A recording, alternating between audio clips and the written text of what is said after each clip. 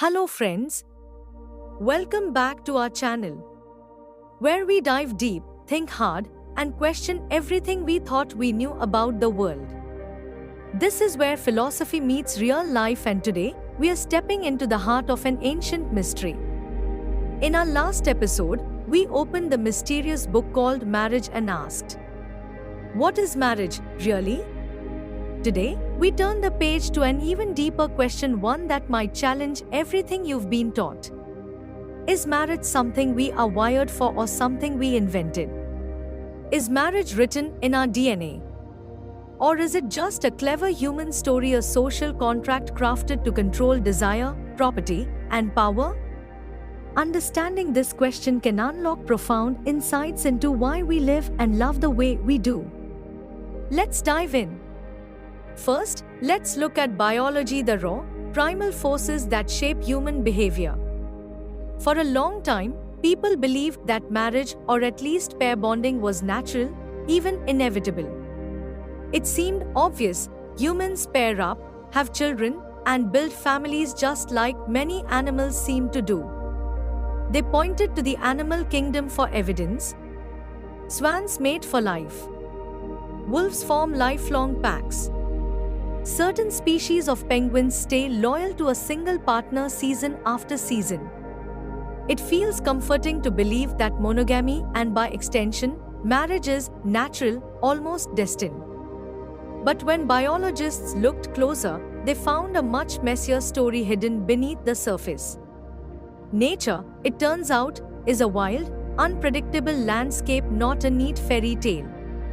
In fact, among mammals, true lifelong monogamy is shockingly rare.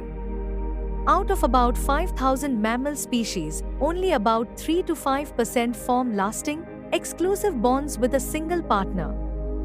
And even in those faithful species, researchers discovered plenty of secret affairs, partner swaps, and betrayals. Turns out, monogamy might be more of a survival tactic than a heartfelt vow. And humans? Our closest evolutionary cousins, chimpanzees and bonobos, live in complex social structures where exclusivity is the exception, not the rule. They form alliances, share partners, and use relationships for survival and social cohesion. In these worlds, flexibility, not strict pairing, is the secret to success. So, what does that say about us, Homo sapiens? Some evolutionary biologists argue that humans evolved with a mixed mating strategy. Sometimes pairing off for childrearing and survival, sometimes seeking variety to spread genes and forge alliances. This flexibility gave early humans the adaptability to survive across environments: deserts, jungles, tundras, and cities. In other words, our ancestors weren't naturally married, they were naturally adaptive. Marriage, then, wasn't inevitable. It was a tool humans invented to meet specific needs in specific contexts. Now, that doesn't mean marriage is unnatural or wrong. Humans invent all kinds of profound and beautiful things that don't occur naturally: music, art, literature, and language among them. The real question is not, is marriage natural? The real question is, what need did marriage fulfill, and does it still fulfill it today? Let's turn to culture, the grand architect of human behavior. Across ancient civilizations, marriage served critical and powerful social functions beyond the personal. It wasn't about love, it was about survival, alliance, and the management of people and property. Marriage organized inheritance, ensuring that wealth and land stayed within bloodlines. It brokered peace treaties between tribes, clans, and later, kingdoms. It regulated sexuality, especially women's sexuality, to make sure heirs were legitimate and property lines were clear. Marriage was an early form of governance, a system for controlling human behavior when laws were few and chaos was a real threat. Anthropologist Claude Lévi-Strauss even argued that marriage was the very bedrock of human society. In his view, Exchanging women between groups created complex webs of alliance that allowed large-scale civilizations to form.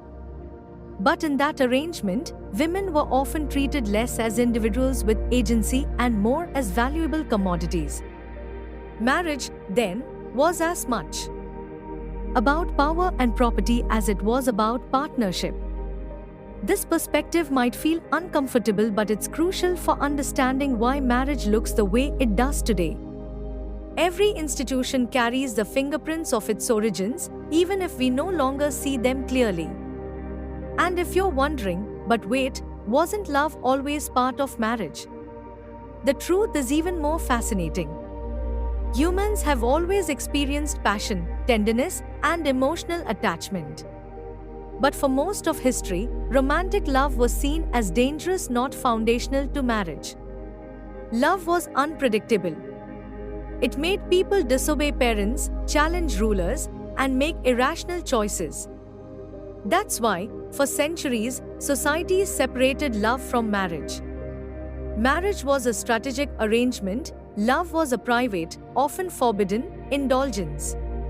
It wasn't until the Romantic era, the late 18th and early 19th centuries, that the idea of marrying for love exploded into mainstream consciousness.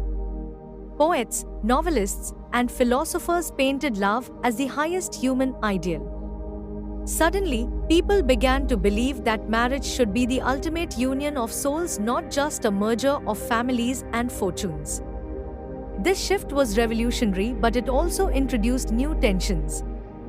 Because love is chaotic, fluid, emotional, while marriage, traditionally, demands order, stability, and permanence. Marriage is not nature. Marriage is narrative. It's the story we tell ourselves about how human connection should look. And like all stories, it changes with the needs and dreams of each new generation. Today, we see 1,000 versions of marriage blooming all at once. Traditional monogamous marriage, open marriages, same-sex marriages, polyamorous families, long-term partnerships without any legal ceremony at all. Each of these reflects a different vision of what love, commitment, and freedom can mean. Each version tries to answer an ancient longing: how do we build bonds that honor both our connection and our freedom? Philosopher Friedrich Nietzsche would have said, "Marriage, like all moral systems, was invented to control human chaos." In his view, structures like marriage were society's attempt to tame the wild, powerful, untamed energies within us.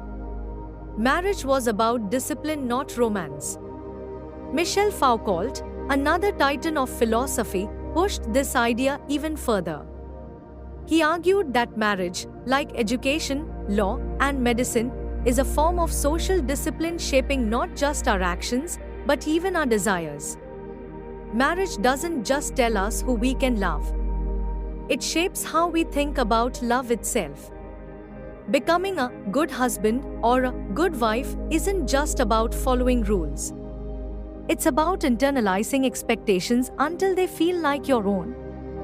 That's why marriage can be both a beautiful ritual and a profound source of conflict and constraint. It can be a gateway to freedom or a cage we build ourselves into. But here's the beautiful twist. Today, more than ever before, marriage is a choice, not a necessity. We don't need marriage to have children, build communities, or find personal fulfillment anymore. Marriage is no longer the automatic path to adulthood, respect, or stability. And yet millions of people still dream of it. Why? Because humans are not just biological creatures. We are meaning makers, storytellers, and ritual seekers. We crave moments that transform our lives into something more than just survival. We long for ceremonies that tell the world and ourselves, this matters. This connection is sacred. Marriage, at its best, can still be that profound ceremony. Not a relic of the past, but a canvas for new meanings. But only if we approach it consciously, intentionally, not out of fear, pressure, or blind tradition. marriage is no longer our destiny. It is our decision. And in that decision lies both extraordinary freedom and extraordinary responsibility. In the coming episodes, we'll explore even deeper questions. What happens when love and freedom collide? Can marriage survive radical new ideas about gender, identity, and autonomy? Or is it time to imagine entirely new forms of human commitment? Thank you for being part of this journey. If today's episode sparked even one new thought, hit that subscribe button, smash the like, and share your reflections below. Was marriage invented to control us? Or is it one of humanity's greatest achievements? Let's keep this conversation alive. In our next episode, we'll tackle a burning question. Is lifelong monogamy realistic or a beautiful myth we tell ourselves? Trust me, you won't want to miss it. Until then, stay curious, stay bold, and as always, keep questioning everything. Thank you.